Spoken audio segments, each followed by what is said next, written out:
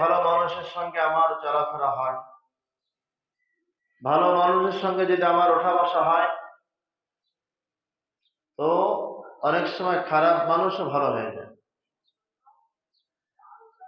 আর ভালো মানুষ যদি খারাপের সঙ্গে মিশতে থাকে, তো ভালো মানুষ তখন ভালো মানুষ থাকে না, খারাপ হয়ে যায়।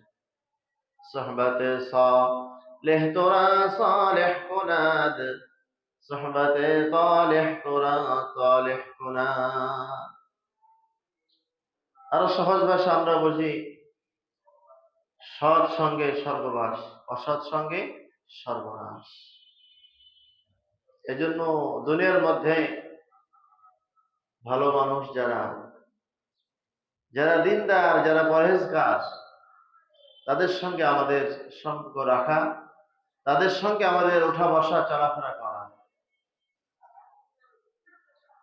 আজীব এক কথা আশরাফ আলী থানভী রহমতুল্লাহ আলাইহি রাখছেন, ফেরাউন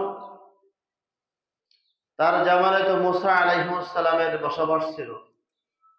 মুসা আলাইহিস সালামের জামানায় ছিল ফেরাউন। তো ফেরাউনের সঙ্গে মুসা আলাইহিস সালামের প্রায় কথা হতো। ফেরাউনকে মুসা আলাইহিস সালাম দাওয়াত দিতেন ধর্ম গ্রহণ করার জন্য, এক আল্লাহর প্রতি ঈমান আনার জন্য। মুসা আলাইহিস সালাম প্রায় সময় তাকে দাওয়াত দিতেন। মুসা আলাইহিস সালাম একদিন দাওয়াত দিলেন, লম্বা কথা আছে। তো ফেরাউন ইসলাম গ্রহণ করবে করবে এমন একটা ভাব, এমন একটা অবস্থা হয়ে গেছে যে প্রায় ফেরাউন মুসার কালিমা গ্রহণ করবে, আল্লাহ তাআলাকে রব বলে মেনে নেবে, এমন একটা ভাব আসছে। ফেরাউন তখন বলে, পয়গম্বর মুসা,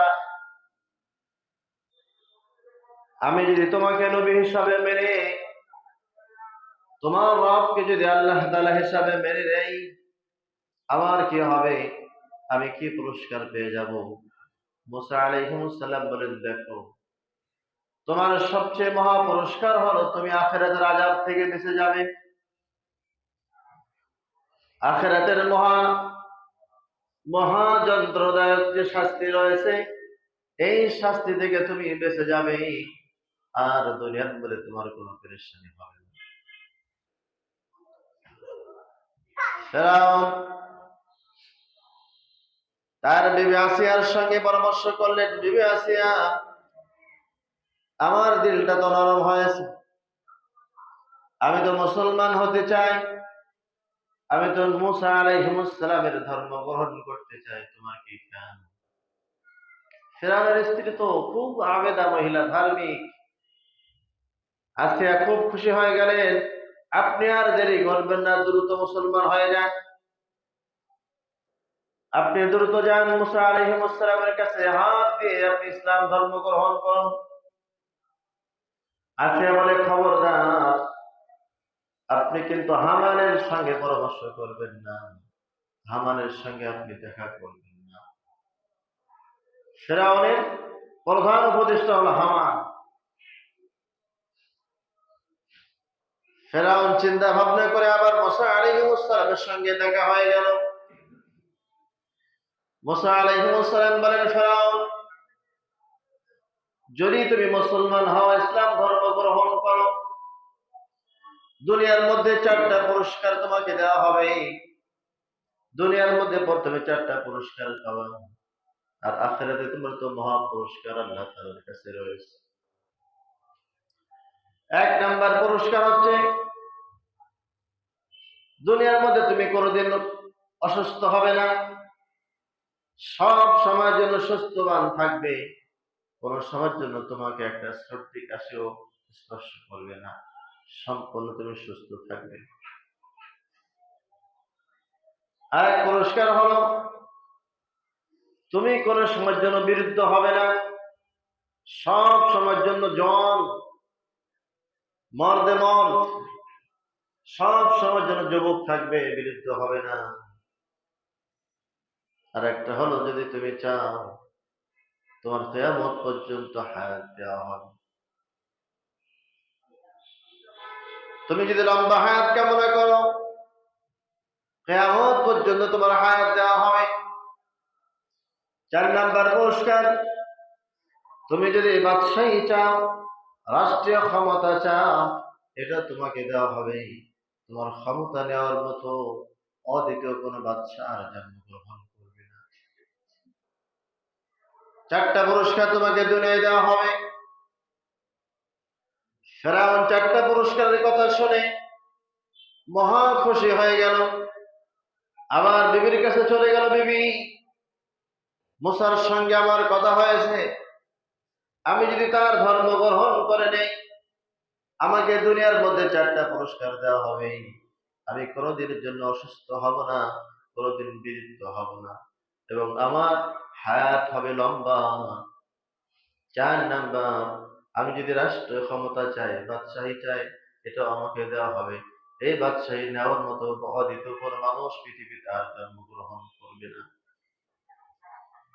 পয়গম্বর মুসার সাথে সাথে আরো বলেন, যদি লম্বা ক্ষমতা পাও, লম্বা হায়াত চাও, এরপরে তোমার যখন ইন্তেকাল হবে, ইন্তেকালটা এত আরামের সঙ্গে হবে যে একটা মাসুম বাচ্চা যখন মায়ের স্তনে দুধ খায়,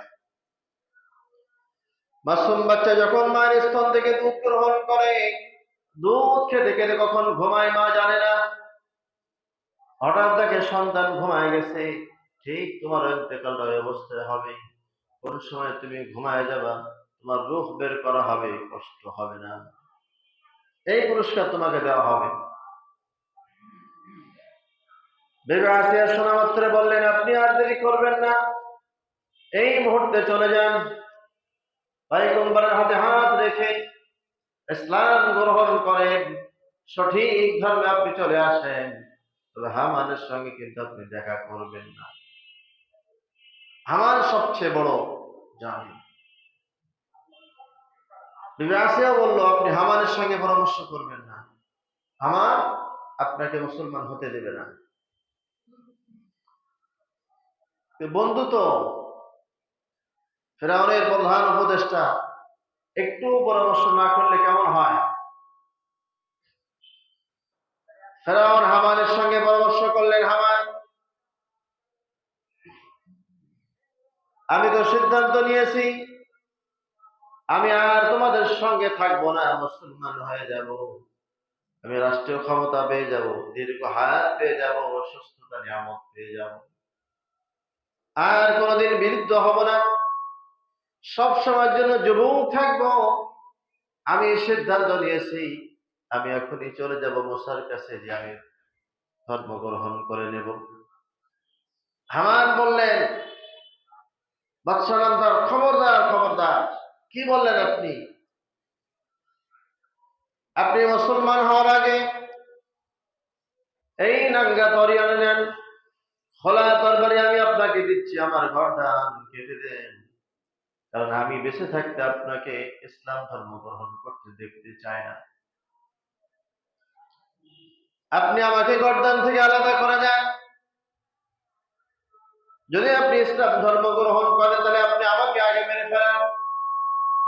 আমি জীবিত অবস্থায় আপনি ইসলাম ধর্ম গ্রহণ করবেন, এটা আমি চাই না, কারণ আমরা সকলে মনে করি আপনি আমাদের প্রভু, আপনি আমাদের রব। আপনি আবার কোন রবের কাছে সিলিন্ডার হবেন?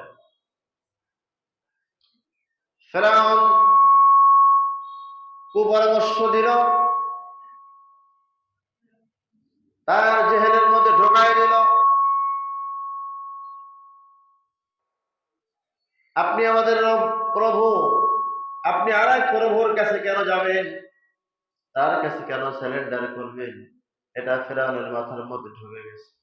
আর আমি তো রব, আমি তো বড় খোদা। فقال انا ربكم الاعلى, আমি হলাম তো বড় খোদা। এই যে আমিত্ব ভাব, আনা, আমি সবকিছু করি, আমার মাধ্যমে হয়, এটা ফেরাউনের খাসলাত। বদনসিব, মুসা আলাইহিস সালামের সঙ্গে তার সাক্ষাৎ হলো না, আর গ্রহণ করতে পারলেন না হামানের কারণে। সারা জীবনের জন্য বিতাড়িত হলো, লাঞ্ছিত হলো, লানত হলো, অভিশপ্ত হলো। কিসের কারণে? তার প্রধান যে ছিলেন, প্রধান উপদেষ্টা হামান, তার সঙ্গে সম্পর্ক রাখার কারণে।